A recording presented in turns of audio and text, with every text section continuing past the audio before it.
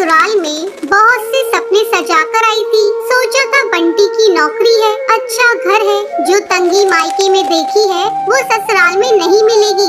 छोटा परिवार है, बंटी की 2 बहनें और माँ है, पिताजी थे नहीं। ससुराल में राज करूंगी। कुछ दिन बहुत अच्छे बीते, मगर एक दिन पता चला कि बंटी की नौकरी छूट गई। सारे सपने हवा हो गए।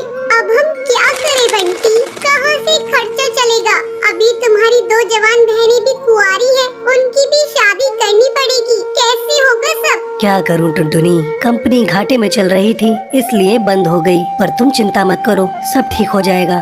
2 साल बीत गए मगर बंटी को कहीं काम नहीं मिला। जो जमा पूंजी थी उससे एक बहन की शादी कर दी। कुछ दिनों बाद टुनटुनी को एक बेटी हुई। टुनटुनी की चिंता और ज्यादा बढ़ने लगी।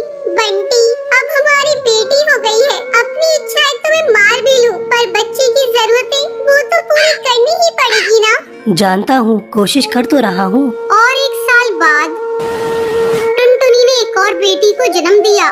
बंटी की माँ बोली, बंटी, तेरी एक बहन की शादी तो हो गई, मगर बेटा अभी दूसरी भी है, उसका क्या होगा? माँ, ये घोंसला बेच देते हैं, कुछ दिन किराए पर रह लेंगे। मैं क्या करूँ, दिन रात कोशिश में लगा रहता हूँ, पर कहीं काम मिल ही नहीं रहा। बंटी, बहनों के लिए आप मकान बेच रहे हो, हमारी भी 2 बेटियां हो गई है, उनके लिए क्या बेचोगे? टुनटुनी, मैं पढ़ा लिखा हूँ, तुम क्या सोचती हो कि मैं अब ठेला लगाऊंगा? ये मुझसे नहीं होगा। टुनटुनी रोने लगी और बोली,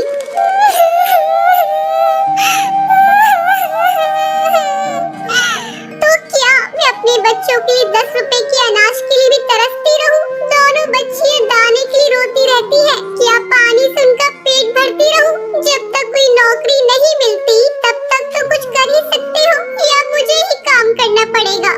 नहीं, हमारे घर की बहू बेटी बाहर काम नहीं करती।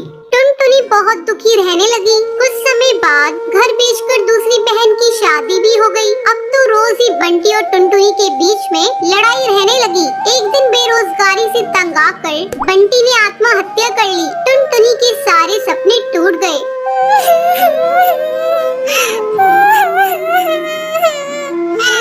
मैं बिल्कुल अकेली हो गई हूँ। अब जिम्मेदारी टुनटुनी के सर पर थी।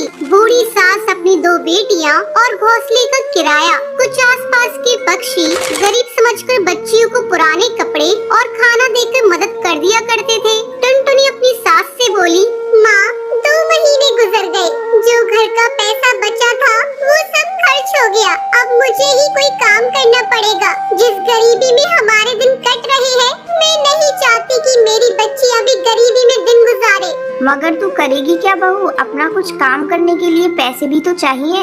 कोई बात नहीं माँ, कोई तो मदद कर ही देगा। टुनटुनी ने सब रिश्तेदारों से मदद मांगी, पर किसी ने कोई मदद नहीं की। सब ये सोचते थे कि ये इतनी गरीब है, कहाँ से चुकाएगी। मायके से भी किसी तरह की कोई मदद नहीं मिली। टुनटुनी निराश हो गई और दुखी होकर रोने लगी।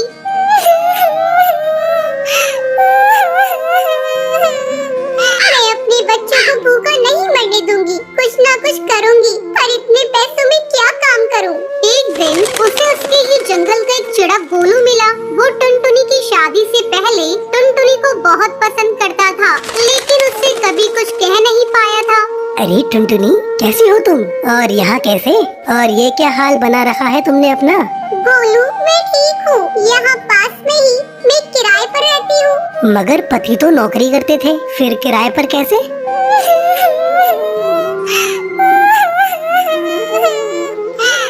मेरे पति नहीं है, नौकरी छूट गई, घर बिक गया, बहुत गरीबी में दिन गुजार रही हूँ, कोई काम भी नहीं कर पा रही हूँ। मेरे पास केवल 1000 रुपए है, उसमें मुझे घर का खर्चा भी चलाना है और किराया भी देना है। मेरी सास बुजुर्ग है और मेरी 2 बेटियाँ भी है, कोई सहारा नहीं है, सबने साथ छोड़ दिया। कैसे कर पाऊंगी इतने कम पैसों में कोई काम? इतनी चिंता मत करो टुनटुनी, तुम चलो मेरे साथ। गोलू उसे चूड़ियों की थोक रेट वाली दुकान पर ले गया। ये मेरी ही दुकान है टुनटुनी, फ्री में देकर तुम्हारे आत्मसम्मान को ठेस नहीं पहुंचाना चाहता, इसलिए ये 1000 रुपए की चूड़ियाँ दे रहा हूँ। बाजार में इनकी कीमत बहुत ज्यादा है, पर मैं तुम्हें ये आधे रेट में दे रहा हूँ, लेकिन तुम इन्हें 20 रुपए दर्जन बेचना। ये बहुत सुंदर चूड़ियाँ हैं, पहले कम बेचना और जैसे ही मुनाफा दिखाई दे 30 रुपए दर्जन बेचना। टुनटुनी बहुत खुश हुई। उसकी सारी परेशानी का हल जो उसे मिल गया था, वो चूड़ियाँ बेचने लगी। चूड़ी ले लो, चूड़ी रंग बिरंगी चूड़ी ले लो, सुहागों वाली चूड़ी ले लो। वो डाल डाल जाकर चूड़ियाँ बेचती और बीच बीच में आकर अपनी बेटियों को भी देख लेती। आसपास के पक्षी उसे गरीब समझकर मोल भाव भी नहीं करते। सबको उसकी चूड़ियाँ पसंद आने लगी और उसकी खूब बिक्री होने लगी। चूड़ियाँ तो टुनटुनी के पास ही सुंदर होती हैं, उसी से खरीदेंगे। तीज त्योहार पर और शादियों में चूड़ी पहनाने के लिए उसे ही बुलाया जाता था, जिसमें उसकी कमाई अच्छी हो जाती थी। इस तरह 1 साल गुजर गया। टुनटुनी के अच्छे दिन आने लगे। टुनटुनी गोलू से बोली, गोलू तुम्हारा बहुत बहुत धन्यवाद। तुम्हारी वजह से मैं आज अपनी गृहस्थी चला रही हूँ, नहीं तो भूखे मरने की नौबत आ गई थी। ये तो तुम्हारी मेहनत है टुनटुनी, मैंने कुछ नहीं किया। जितनी मेहनत करोगी उतना ही अच्छा फल मिलेगा। इसलिए कहते हैं मेहनत करने वालों की कभी हार नहीं होती।